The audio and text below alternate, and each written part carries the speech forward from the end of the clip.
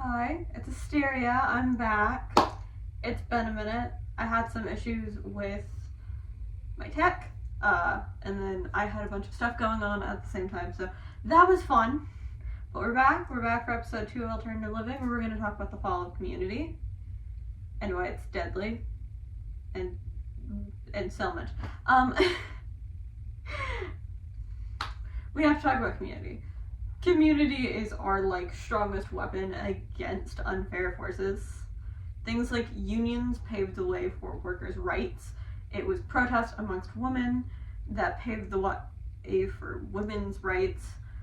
So standing together, they're defending each other and becoming a community is obviously how we protect each other. And community does not exist anymore. And you can tell me I'm wrong, and you can also say, but Asteria, you literally have a found family. You posted about them over your birthday week. Like, how can you say that? And the answer is, because I'm right. Because I'm right. Because I'm right. I do believe I'm right. Let's talk about the fall of community. When did community fall? Why isn't there community anymore? And the fall of community starts with the disappearing of community events. Dances, at the community hall, used to be a thing. Way back in the 40s, it's how a lot of people actually met their spouses. They don't exist anymore, and I'm not sure if it's due to lack of attendance, lack of funding, lack of infrastructure. There could be lots of reasons. But community dances have pretty much disappeared altogether. Community events, slowly and slowly, have been disappearing. No one hosts neighborhood barbecues anymore. And trust me, I live in a neighborhood. No one does stuff like that anymore. And the disappearing of these events was the slow crumbling of community. Following this, you have the lack of third spaces. It used to be you could go to a cafe, get a drink, and just sit and gab for a while. Not anymore. And it wasn't just cafes. You used to be able to sit for hours in a restaurant so long as you were paying. Now they're rushing you out the door to get the next table. Now, this comes with companies being more interested in profit than consumers. Because a lot of companies acted as third spaces back when they were interested in their consumers and not their profits. But now companies are more interested in profits than consumers, and third spaces slowly, as results, start to disappear. We still have public parks, sure, but those are also slowly disappearing, and a lot of them are crumbling because no one is funding to keep up with them. Things like museums and zoos and aquariums all are becoming way more expensive.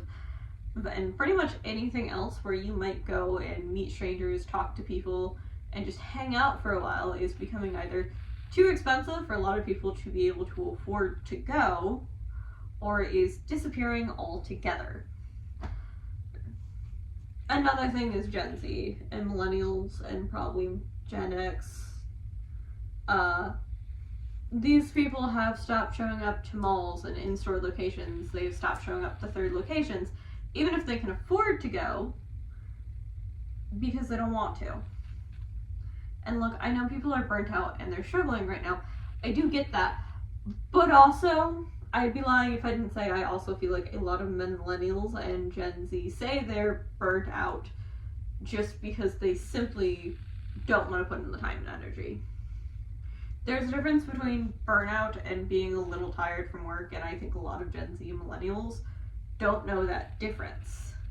I do, though. I'm very intimately familiar with it, and I'd like to be less intimately familiar with it, but unfortunately, I have borderline personality disorder and major depressive disorder, so I get to live with these symptoms.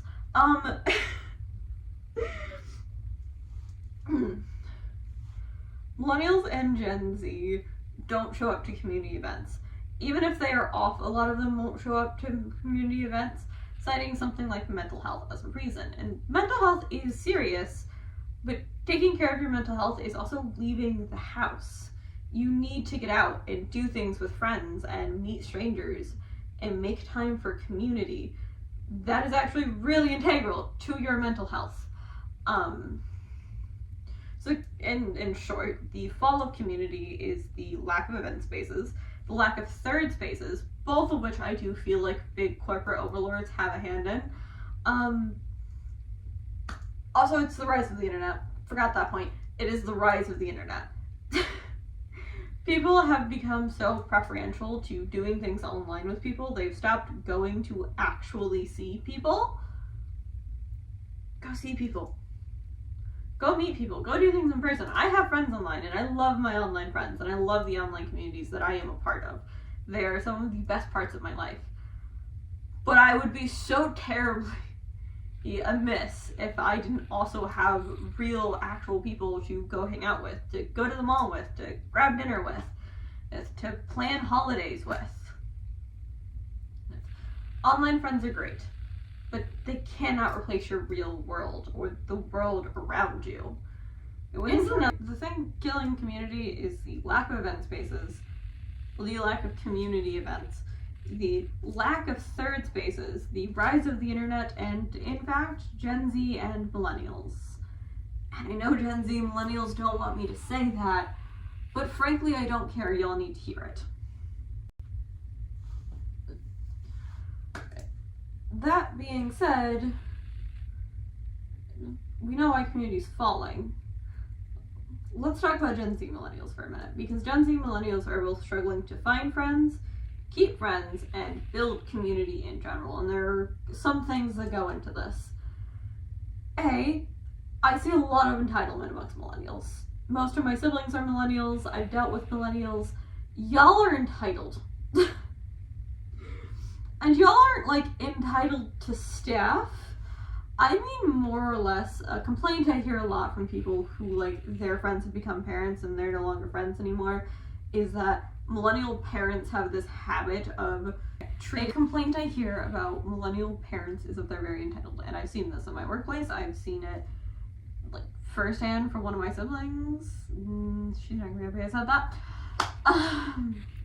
Millennial parents have this thought process of, well, society's not friendly to kids anymore, so why should I parent? And it's like, no, and in fact, you're making it worse. Now, there's a major problem with society not being friendly enough towards kids, and I don't mean every space needs to be kid-friendly. I mean, people want grocery stores to be adult-only spaces, and that's a problem. However, you allowing your child to tear things off shelves and scream in the middle of the grocery store, also a problem. Both people are wrong here. That being said, millennial parents are entitled. They seem to think that other people should just bend over backwards for them because they have kids, and that's not the way society works, and that's why so many millennial parents lose friends once they have kids. You're tired, and it's hard to have kids. And I understand that. Like, I watch my granddaughter all the time. I understand kids are difficult.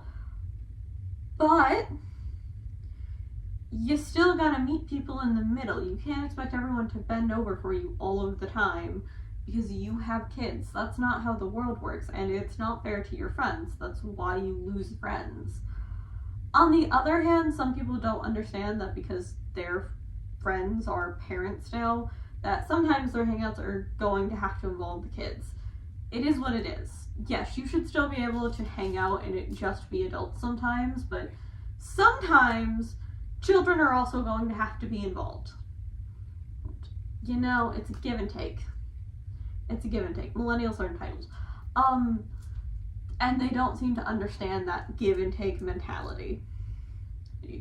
Also, millennials are awful parents a lot of the time, and I don't want to deal with their kids because the number of times that a child is horribly behaved, and I'm not talking they're young enough to where I can excuse how they're behaving in the store. I'm talking they're 5 or 6. They should know how to behave in a grocery store. You know, they should know that they shouldn't be screaming the whole time. They should know that they can't tear stuff off shelves. They should know better than to make a mess of everything. And the parents are millennials is a higher number than I want to admit. Millennials are some of the worst parents because they're neglectful. They're not gentle parenting, they are permissive parents. Millennials, fix your shit. Gen Z has an issue with weaponizing therapy language. Yeah. Gen Z has an issue with weaponizing therapy language and an issue with being friends with people with different beliefs of them. And I'm not talking, this person thinks black people shouldn't have rights. I wouldn't be friends with somebody who thinks black people shouldn't have rights. And I hope most people wouldn't. I'm talking, I have seen Gen Zers and people close in age to Gen Z and friendships because a person likes a piece of media that they deem problematic, which is just crazy, just insane. Or because they have different opinions about fictional characters or fandom spaces. Not this is not, we have a difference of beliefs in what human rights are. This is, you think that someone can draw that character that way? How dare you? And the character is like Bakugo Katsuki, who doesn't even look like a fucking child. I'm be clear, if it was Eri, that'd be weird. If I didn't watch My Hero Academia, I wouldn't know that character isn't an adult. So, I'm not too bothered by something like that. But I can't understand why other people would be. That aside, I have seen people in Gen Z end or ruin friendships because they have different beliefs about fandoms or because they think the other person likes a problematic piece of media. I've also seen and heard Gen Z weaponize therapy speak online. And it's just, stop. You need to actually know what you're saying, first of all. Second of all, Gen Z also has an issue with villainizing people, I think. Because just because someone was a bad friend or your friendship was not great does not make that person inherently toxic or evil or a villain. That's not how the world works. Gen Z seems to think very black and white, and as someone with borderline personality disorder, I understand that. But the world exists in shades of gray, and Gen Z needs to learn those shades of gray. Now, aside from these generations' personal issues, another reason they're struggling to build and hold community is the things I mentioned when I was talking about the fall of community, the lack of third spaces, the lack of community events. It's like free community events that you can just go and show up to and meet random strangers. The lack of third spaces and the rise of the internet that keeps most people indoors and not going outside and attached to their screens. All of these things combined are why Gen Z and millennials are struggling to make and have friends. I also think they're some of the more paranoid generation, and society paranoia is a huge factor in the fall of community as well, or in why people aren't holding community these days. It is healthy to be cautious of your neighbors and of new people you meet. You should be. You don't know these people, and they could turn out to be killers. They could also turn out to be some of the best people you have ever met. You just don't know yet. And I think some people become so paranoid about interacting with strangers or the idea that a stranger is a killer, that people just don't interact with strangers. People also just aren't friendly to strangers anymore because they're afraid of who those strangers might turn out to be. And sometimes you might be friendly to somebody and they turn out to be a KKK member, but other times you might be friendly to somebody and they turn out to be one of the most amazing people you've ever met. You'll never know if you don't give it the chance. This paranoia definitely rose because of things like true crime, criminal minds, and the access to all of these cold cases. But it's important to recognize that as far as statistics are concerned, crime rates are actually going down. And the more we improve society and build community, the more those crime rates will continue to decrease. But if we continue to isolate each other, if we continue to refuse to interact with each other, we'll end up rising crime rates. People are more likely to commit crimes when they are lonely, emotionally unstable, when they feel isolated, than they are when they don't feel those ways. Also, talking about the importance of community, it is important to every human being's health to go out into society and talk to people. Just people. You don't even have to talk about deep emotional stuff. Humans are a herd species. Actually, we might be considered a colony species. But This is such a specific distinction. Either way, we are a species that thrives on community, communication, and togetherness. That is how we evolve. That is how we are built. We do not do well when separated from those things. We need to build community. We need to make friends. We need to go out into society. We need that for our mental health. We also need that to protect our society. Again, the forming of communities like unions pave the way for workers' rights. When we stand together, we protect each other. We fight for a better tomorrow. We make a better world. But when we are separated and isolated, we don't do those things. If we work together, we can have a better future. But if we don't, we just won't have a better future. So it is important, it is integral to the betterment of society that we have community. So how can we build community? And how do we keep community? A, you need to understand that the world exists in shades of gray. People just need to get better at understanding other people's perspectives, and I get that that's hard, but we need to make an effort. Oop, almost knocked something off my shelf. But we need to make an effort. B, you need to be friendly to strangers. Start talking to strangers. Who's calling me? Hopefully the camera's still rolling. Start talking to strangers. Start interacting with strangers. Just ask people how their day are. Ask your clerk what's going on. Ask them how work's been. Go out into the world. Talk to people. Talk to strangers. Just talk to them. Trust me, they're not all going to kill you.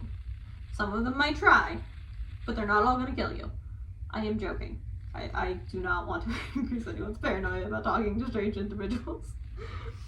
Another thing you can do is you can look for groups to join. You're probably going to have to use Facebook for this, but I can guarantee you there are local book clubs, knitting clubs, sewing clubs, self-defense. Whatever interest you have, if you live in a city, if you go on Facebook, I am sure you can find a local club or group who does that sort of thing. A lot of smaller businesses like D&D shops or people who run conventions often also have Discord servers you can join in that will post about and talk about local events and free events. So that's also another great place to start. Also, go to hobby shops. If you really like a specific hobby, you can probably find a local mom and pop shop that sells stuff for that hobby. Go to those hobby shops. Talk to the people that work there. Talk to the people that come into those shops. These are all great places to start. And finally, plan things. Be the one to reach out to your friends. Don't always expect them to reach out to you. Be the one to reach out to your friends, to ask them if they want to do things, to make plans, and to follow through on dates. All of these things can help us build a community. Show up for people even when it is inconvenient. Remember, divided we fall, together we stand.